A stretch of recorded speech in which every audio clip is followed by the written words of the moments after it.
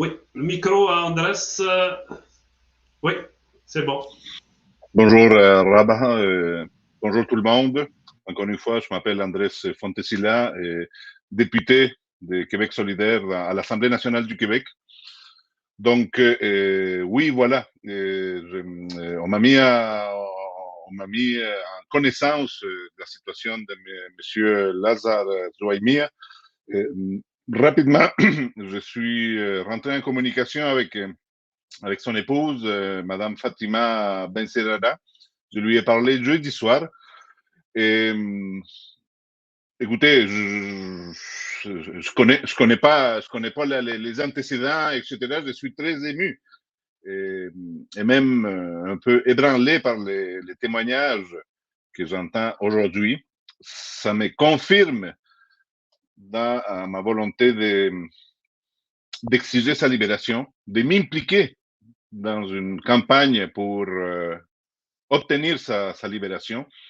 Écoutez, oui, voilà, j'ai parlé à sa conjointe, j'ai rencontré une femme euh, intègre, très solide malgré les circonstances, mais ébranlée en même temps par cette situation-là. J'ai appris à connaître un peu, brièvement, quelques détails de sa vie familiale. C'est un homme qui a toujours lutté pour la justice sociale, ça a été dit, durement ébranlé par sa vie. Et cette famille-là, quoi qu'il en soit, elle ne mérite pas cette situation-là, surtout de la façon dont ça s'est fait. Et Madame Benserara m'a donné quelques détails sur sa situation. Et je suis loin de connaître la situation en Algérie, mais j'ai été, comment vous dire, la première question que je lui ai posée, là, parce que moi je viens d'un pays, je suis d'origine chilienne, pour le bénéfice des participants et participantes. Je connais ce que c'est une dictature, ce qu'elle est capable de faire. Et la première question que je lui ai posée, c'est à savoir si on savait où il était. Parce que, bon, voilà, on connaît que des fois les gens sont arrêtés et on ne sait pas où ils sont. C'est la pire des situations. Heureusement, on sait où il est emprisonné, etc. Bon, une fois c'est là placé, je l'ai interrogé sur les détails de son procès judiciaire. Et je trouve inacceptable qu'il ne puisse pas communiquer avec sa famille ici au Québec, qu'il ne puisse pas parler, qu'on ne lui permette pas de communiquer, de parler à sa femme, qui, vous le comprendrez, est rongée par les craintes. Et voilà, je lui ai communiqué toute ma solidarité et ma volonté de m'impliquer dans sa libération. Ceci étant dit, je commence à comprendre un peu comment fonctionne la justice algérienne. Et je suis dans une position, comment dire, je m'adresse à un système judiciaire étranger en Algérie. Et ma première préoccupation, en général, c'est de respecter la souveraineté de chaque pays, on s'entend.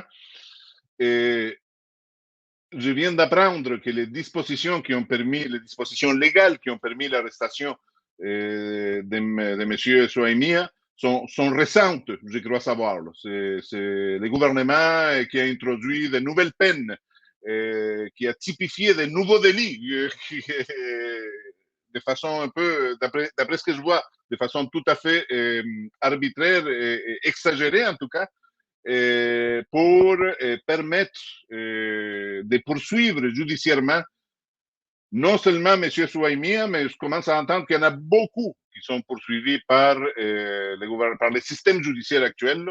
Et malheureusement, encore une fois, même si je suis une personne qui croit, et d'emblée qui croit à la séparation du système judiciaire, du pouvoir judiciaire et du pouvoir exécutif, je crois qu'encore une fois, malheureusement, ça se voit de plus en plus fréquemment en Algérie, je crois savoir, et ça se passe un peu partout à travers le monde, mais bon, c'est l'Algérie qui nous concerne, mais c'est les mélanges malsains, vicieux de la politique et du judiciaire. comment les judiciaires, en tout cas dans ce cas-ci, ça me semble assez évident, devient l'instrument du politique. Comment les pouvoirs exécutifs utilisent le système judiciaire qui est supposément impartial pour réprimer finalement, pour intimider. Et donc, ce que j'ai promis à Madame Souaimia, c'est que j'allais m'impliquer dans les cas en tant que député ici à l'Assemblée nationale du Québec pour exiger sa libération ou à tout le moins qu'il ait accès à tous les recours juridiques qu'une personne a droit en Algérie. Et je ne suis pas en mesure de m'immiscer dans un processus juridique qui se passe en Algérie, mais je vais m'assurer que toutes les procédures sont respectées, que M. Zouaimia a accès à des avocats et qu'il peut se défendre devant les graves accusations dont il est accusé. Là, écoutez, je les lis. Là. L'éloge des actes terroristes à travers les technologies des médias et de la communication et de soutenir et appuyer un groupe terroriste. C'est des accusations extrêmement graves. Là. Et d'après ce que j'entends dans les témoignages ici, c'est complètement farfelu. C'est au pouvoir algérien maintenant d'éprouver ces allégations-là. Et ce qui me paraît le plus grave, et je termine là, c'est qu'à travers l'arrestation de M. Souaimia, le gouvernement algérien semble envoyer un message à l'ensemble de la diaspora pour lui dire, si vous appuyez un mouvement social tel que le Hirak, mais voilà ce qui risque de vous arriver. Et, non, et là, on ne connaît pas l'étendue de l'arbitraire. Hein. Ça peut arriver à une personne qui a manifesté, qui a été physiquement présent à une manifestation. Ça peut arriver à une personne qui a écrit sur les réseaux sociaux un commentaire qui sympathise avec ces mouvements de contestation, légitime, encore une fois.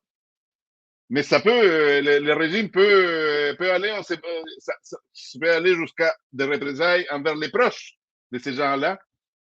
Ça insuffle la peur.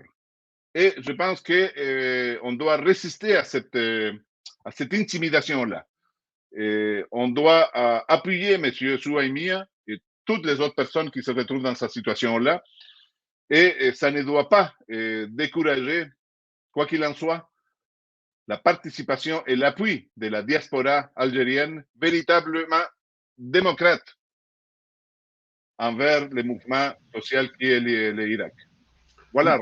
Merci beaucoup, Andrés. Avant de te libérer, j'ai une question. Tu as dit, tu t'es engagé auprès de la conjointe de Lezhar Zouaimia sur ce que pourrait faire l'Assemblée nationale. Je crois savoir que l'Assemblée nationale a pris congé pour les 2 prochaines semaines. J'espère évidemment que Lezhar va être libéré, mais j'ai envie de te poser la question, qu'est-ce qui peut être fait par l'Assemblée du Québec? Est-ce qu'elle peut faire des pressions sur le gouvernement fédéral, parce que c'est surtout le gouvernement fédéral qui pourrait agir, ou est-ce qu'il y a des initiatives à la demande de la famille de Lezhar Zouaimia qui pourraient être envisagées? Qu'est-ce qui est possible dans le domaine du possible? Il y a plusieurs choses qui peuvent être faites.